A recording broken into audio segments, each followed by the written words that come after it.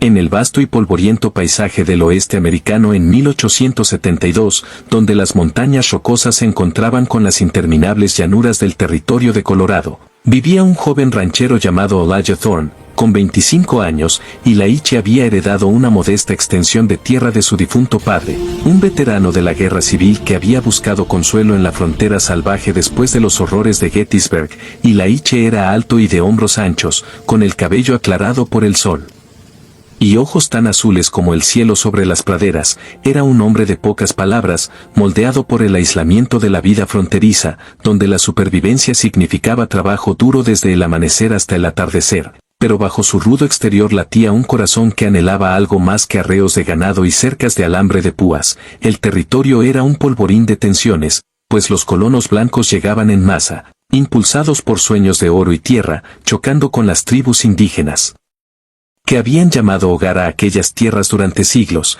El ejército de los Estados Unidos patrullaba las fronteras, haciendo cumplir tratados que se rompían tan pronto como se firmaban. En medio de este caos, las uniones interraciales no solo eran mal vistas, sino peligrosas, y a menudo conducían a la violencia por ambos lados. Las leyes en algunos estados prohibían directamente los matrimonios entre blancos e indígenas, y los tabúes sociales eran aún más profundos. Una fresca mañana de otoño, mientras Laiche reparaba cercas en el borde de su propiedad, divisó una figura a caballo que se acercaba desde las colinas distantes. Era una mujer, cabalgando a pelo con la gracia de alguien nacido para la montura. Su largo cabello negro ondeaba al viento, y llevaba un vestido de piel de ciervo adornado con cuentas que captaban la luz del sol. Se trataba de Diana, una joven de 22 años de la tribu Arapaho, cuyo pueblo había sido confinado a una reserva cada vez más pequeña cerca de allí. Tras la masacre de Sand Creek 8 años antes, Diana era conocida entre los suyos como sanadora, experta en las artes de las hierbas y los espíritus, pero a menudo se aventuraba más allá de la reserva para recolectar plantas raras que crecían en los cañones salvajes. Y Laiche levantó la mano en saludo, cauteloso pero curioso, pues los extraños eran raros, y una mujer indígena sola lo era aún más. Señora, llamó, quitándose el sombrero, está perdida. Diana detuvo su caballo, sus ojos oscuros escrutándolo con una mezcla de recelo y desafío. Hablaba inglés con fluidez, habiéndolo aprendido de los misioneros que habían llegado para civilizar a su pueblo. No estoy perdida, respondió, con voz firme. Esta tierra era nuestra antes de que fuera suya. Vengo a recolectar medicina. Y Laiche asintió, sintiendo el peso de sus palabras, pues había oído historias sobre los Arapaho, guerreros fieros pero también víctimas de traición. Bueno, puede tomar lo que necesite, solo cuídese de las serpientes de cascabel en la maleza. Lo que comenzó como un breve encuentro se convirtió en algo más, pues en las semanas siguientes Diana regresaba al mismo lugar, y Laiche encontraba excusas para estar allí. Al principio hablaban de las estaciones cambiantes, de las manadas de búfalos que desaparecían, de las estrellas que guiaban a los viajeros en la noche. Y Laiche compartía relatos de las cicatrices de guerra de su padre, y Diana hablaba de las leyendas de su clan, de espíritus en el viento y las montañas sagradas. Había una atracción innegable entre ellos, una chispa que se encendía en miradas robadas y silencios compartidos. Pero el amor en el oeste nunca era simple. Los vecinos de Laiche, un grupo rudo de colonos liderados por un hombre llamado Harlan Crow, albergaban profundos prejuicios. Harlan había perdido familiares en escaramuzas con los Cheyennes y veía a todos los indígenas como amenazas. «Estás fraternizando con esas Squaw», gruñó una noche en el salón local, con el aliento apestando a whisky. «Mejor mantén la distancia, muchacho, o terminarás escalpado, o peor, expulsado del pueblo». Del lado de Diana, los riesgos eran mayores. Su hermano Takoda, un orgulloso guerrero, la advirtió con vehemencia. «El hombre blanco lo toma todo, nuestra tierra, nuestros búfalos, ahora nuestras mujeres.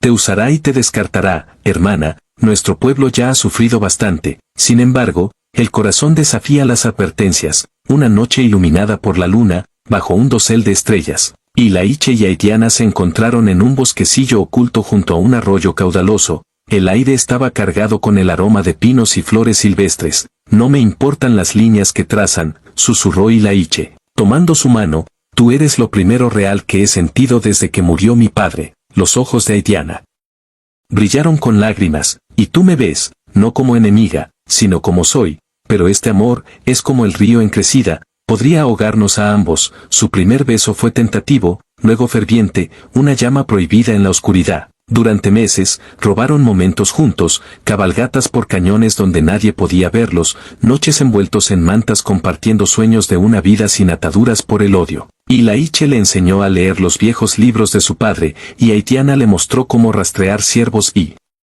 leer las señales de la tierra. Pero los rumores se extendieron como un incendio forestal. Los hombres de Harlem los vieron una vez, y pronto el Selún bullía de chismes. En la reserva, Takoda se volvió suspicaz, confrontando a Aitiana: si lo eliges a él, eliges el exilio de nosotros. ¿Es eso lo que quieres? Desgarrada, Aitiana se confió a Ilaiche. Podríamos huir, ir al oeste hasta California, donde nadie nos conozca. Ilaiche dudó, su rancho era el único legado que tenía, pero el amor venció. Iremos, prometió, en la próxima luna llena. Mientras la luna crecía, la tensión aumentaba. Harlem, alimentado por el fanatismo y los celos, pues la tierra de Ilaiche lindaba con la suya, reunió una pandilla. Le daremos una lección a ese muchacho, gruñó. La noche antes de su escape, ocurrió el desastre. Takoda, enterado del plan, emboscó a Ilaiche en el bosquecillo. Se desató una pelea, puños y cuchillos en las sombras. Ilaiche desarmó a Takoda pero lo perdonó, susurrando: la amo, eso es todo. Takoda, ensangrentado pero vivo, escupió: entonces demuéstralo. Pero sabe esto, los blancos nunca te dejarán tenerla. Al amanecer, Ilaiche cabalgó de vuelta a su rancho, con el corazón latiendo fuerte. Pero allí lo esperaban Harlem y sus hombres, rifles en mano. Traidor, gruñó Harlem, consorteando con el enemigo: vamos a quemar este lugar, y a ti con él si no la renuncias. Ilaiche se mantuvo firme, pistola en mano. No lo haré. El enfrentamiento estalló en caos, disparos resonando por él valle. Ilaiche contraatacó, hiriendo a dos, pero estaba en desventaja numérica. Mientras las llamas lamían su hogar, huyó hacia las colinas, sangrando por un rozón en el hombro, corriendo hacia Aitiana. La encontró esperándolo en su lugar, pero los guerreros de Takoda habían llegado primero. No puedes llevártela, declaró Takoda. En la melee subsiguiente, Ilaiche y Aitiana escaparon a caballo, galopando hacia lo desconocido. Detrás de ellos, los sonidos de la persecución se desvanecían, pero el oeste era vasto e implacable. Heridos y exhaustos, Ilaiche y Aitiana cabalgaron toda la noche, con las montañas rocosas alzándose como guardianes silenciosos. Apenas llevaban unas pocas provisiones, sus caballos y la ropa que vestían. La luna llena bañaba el paisaje con un resplandor plateado, convirtiendo las llanuras en un mar de sombras. Llegaremos al puesto comercial de Fort Collins, dijo Ilaiche, haciendo una mueca por su herida. Desde allí, al oeste hasta el Pacífico, Aitiana curó su herida con hierbas de su bolsa. Su toque suave y delicado: los espíritus nos protegen, murmuró, pero el camino está lleno de espinas. Su viaje estuvo plagado de peligros. Evadieron patrullas del ejército que imponían las guerras indias, cazarrecompensas que buscaban fugitivos. En la naturaleza enfrentaron ventiscas que cubrían los senderos de nieve, obligándolos a refugiarse en cuevas para calentarse. El hambre los acosaba. Cazaban conejos y recolectaban raíces, compartiendo historias para alejar la desesperación. Conforme las semanas se convirtieron en meses, su vínculo se profundizó. En un valle oculto intercambiaron votos bajo las estrellas, fusionando las palabras cristianas de Ilaiche con los rituales Arapajó de Aitiana. Una unión de almas que desafiaba las divisiones del mundo. En esta vida y en la siguiente, prometió Ilaiche. Pero el pasado los perseguía. La noticia de su fuga se extendió.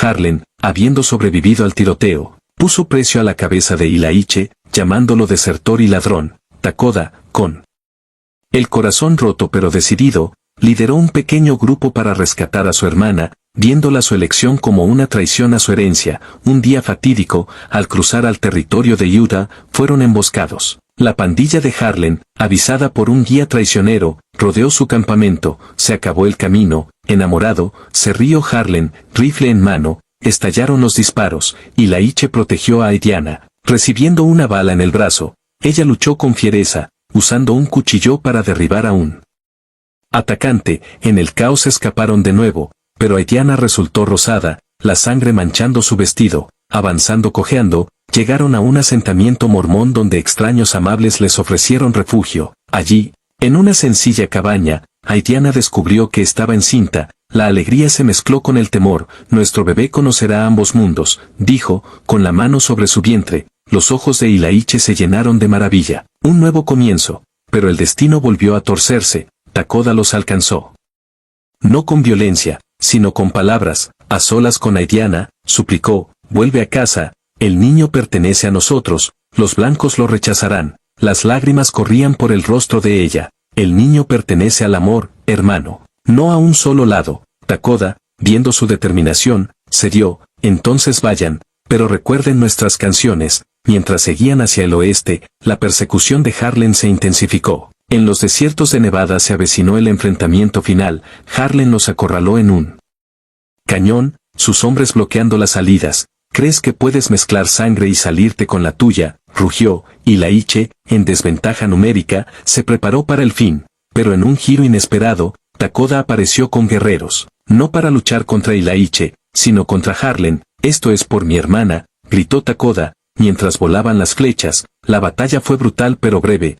Harlem cayó, su odio silenciado para siempre. Después, Takoda se acercó a Ilaiche. Luchaste por ella, eso te hace familia.